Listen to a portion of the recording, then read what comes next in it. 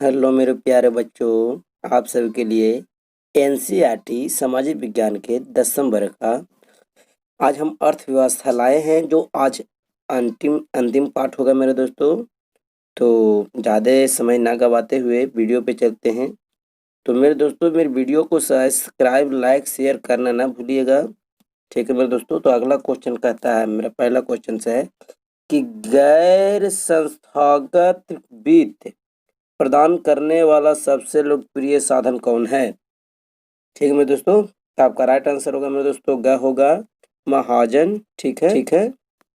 आपका right answer क्या होगा? महाजन। फिर कहता है मेरे दोस्तों कि देखिए यहाँ बहुत से बड़ा लिखा हुआ है, तो लेकिन आपको याद रखना छोटे से ही कि स्वर मतलब सोना को शुद्धता को मापने के लिए किसे प्रयोग करते हैं, किस चीज से चिन्हित किया जाता है? तो याद रखिएगा मेरे दोस्तों, ख हॉलमार्क से किया जाता है मेरे दोस्तों। ठीक है। सोना को परिशुद्धता को निश्चित करने के लिए किन मान्य प्राप्त चिन्ह का होना जरूर आवश्यक है? तो हॉलमार्क्स का। ठीक है मेरे दोस्तों। अगला प्रश्न कहता है मेरे दोस्तों कि उपभोक्ता द्वारा, देखिए यहाँ पे, उपभोक्ता द्वारा शिकायत करने के लिए आवेदन शुल्क कितना लगता है? तो उपभोक्ता द्वारा शिकायत करने के लिए आवेदन शुल्क कितना लगता है मेरे दोस्तों?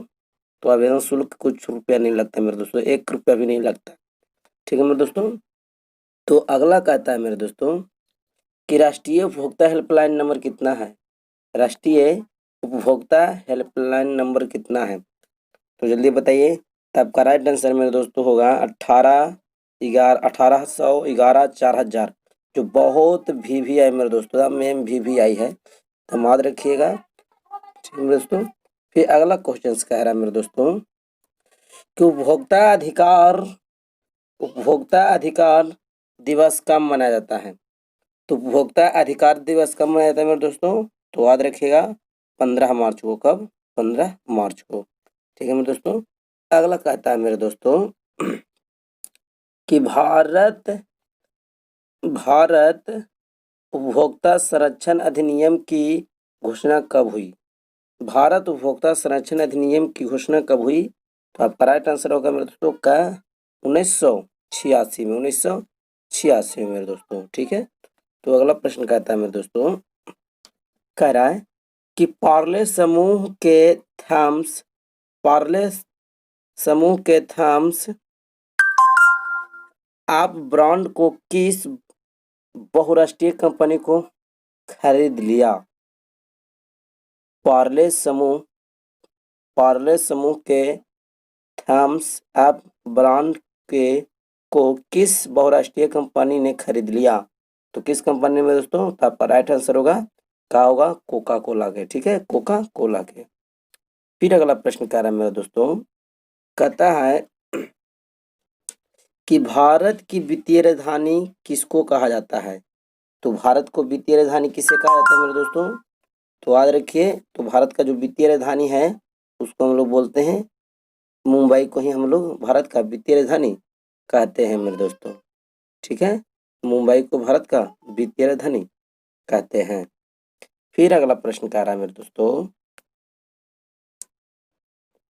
अगला प्रश्न कहता है कि दीर्घकालीन ऋण प्रदान करने की संस्था कौन सी है? दीर्घ मतलब बड़ा रुपया को प्रदान करने के लिए संस्था कौन सी है? तो बड़ा के लिए कौन है मेरे दोस्तों? तो भूमि विकास बैंक है मेरे दोस्तों। ठीक है, भूमि विकास बैंक। राइट आंसर आपका होगा खा। ठीक है। अगला प्रश्न कहता है कि राज्य में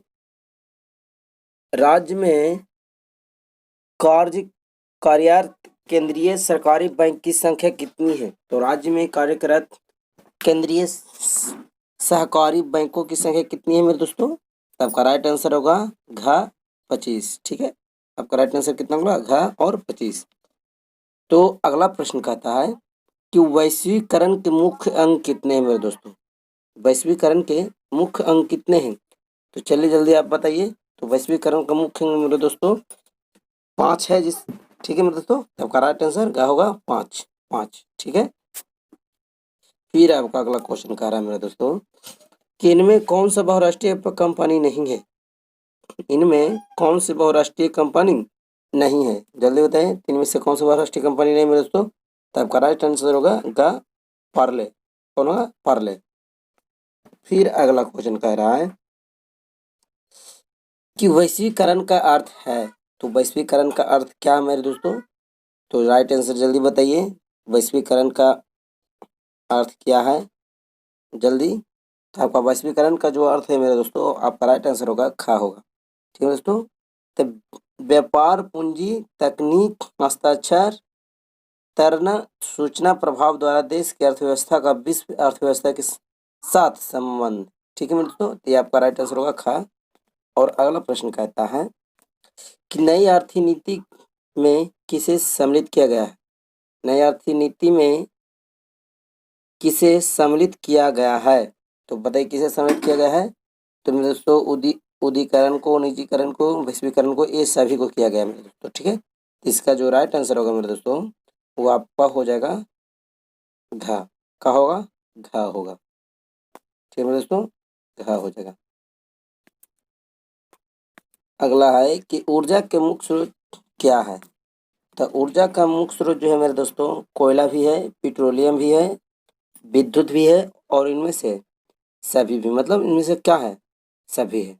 ठीक है, तो राइट आंसर आपका हो जाएगा कौन मेरे दोस्तों? इनमें से सभी, घा। ठीक है। अगला प्रश्न कहता है कि कौन सी सेवा गैर सरकारी है? कौन सी सेवा गैर सरकारी है? तो बताइए कौन सी सेवा जो है गैर सरकारी है? तो आपका राइट आंसर होगा मेरे दोस्तों, क्या होगा? मॉल सेवा। कौन? मॉल सेवा होता है। ठीक है। तो अगला प्रश्न कहता है कि कौन बीमारू राज्य नहीं है? तो कौन बीमारू राज्य नहीं है मेरे दोस्तों? तो यहाँ पे देखिए, बी से बिहार हो गया, मध्य से मध्य प्रदेश हो गया मेरे दोस्तों, रूस से रूस, यू से उड़ीसा भी होता है, लेकिन कर्नाटक इसमें जो है नहीं है। ठीक है मेरे दोस्तों, तब का राइट आंसर हो जाएगा कर्नाटक, जो नहीं है। ठीक है। फिर अगला कहता है कि मानव पूंजी के प्रमुख घटक कितने हैं? मानव पूंजी के प्रमुख घटक कितने हैं? तो जल्दी बताइए। तो आपका राइट आंसर जो हो जाएगा मेरे दोस्तों, वो गा हो जाएगा, 5 है। कितना मेरे दोस्तों? 5 है। ठीक है। फिर आपका अगला क्वेश्चन कहता है मेरे दोस्तों कि आर्थिक विकास का तीसरा क्षेत्र क्या है? आर्थिक विकास का तीसरा क्षेत्र क्या है? तो जल्दी बताइए, तीसरा क्षेत्र किसे बोलते हैं? तो घा होगा आंसर आपका राइट आंसर। सेवा क्षेत्र को बोलते हैं हम तीसरा। ठीक है मेरे दोस्तों। तो अगला प्रश्न कहता है कि व्यावसायिक बैंकों का राष्ट्रीयकरण कब किया गया? व्यावसायिक बैंकों का राष्ट्रीयकरण कब किया गया? जल्दी बताइए आप लोग। तो व्यावसायिक बैंकों का जो राष्ट्रीयकरण किया गया था मेरे दोस्तों, वह हुआ था 1969। ठीक है, 1969 में। ठीक है, याद रखिएगा। फिर अगला प्रश्न कह रहा है आपको कि देश में अभी कार्यरत क्षेत्रीय ग्रामीण बैंकों की संख्या कितनी है? देश में ठीक है मेरे दोस्तों, वो राज्य में था, लेकिन इस देश में है। तो देश में कार्यरत क्षेत्रीय बैंकों की संख्या कितनी है मेरे दोस्तों?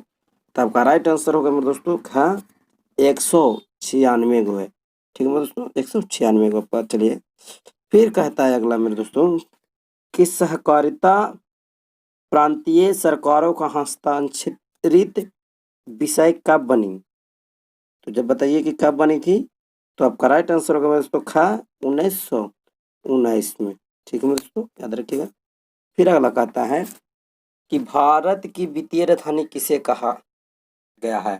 तो ये आपको बतला दिया गया है मेरे दोस्तों, ये आपको बतला दिया गया है। तो भारत का जो वित्तीय राजधानी है वो कहाँ है? मुंबई है। मुंबई। ठीक है, बतला दिया गया। फिर कहता है, ये भी बतला दिया गया है क्वेश्चंस।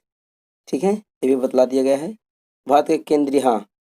तो अगला प्रश्न है मेरे दोस्तों कि भारत का केंद्रीय बैंक कौन है? तो भारत का केंद्रीय बैंक कौन है मेरे दोस्तों? तो भारत का केंद्रीय बैंक जो है आपका राइट आंसर होगा का, जिसे बोलते हैं रिजर्व बैंक ऑफ इंडिया। तो एक केंद्रीय बैंक है। ठीक है, आपका राइट आंसर का होगा मेरे दोस्तों, याद रखिएगा का होगा। फिर अगला प्रश्न कहता है कि इनमें से कौन सा संस्थागत वित्त का साधन है? इनमें से कौन सा संस्थागत वित्त का साधन है? जल्दी बताइए कौन सा है जो वित्त का संसाधन है? तो आपका राइट आंसर जो होगा मेरे दोस्तों गा होगा, व्यावसायिक बैंक होगा। ठीक है, व्यावसायिक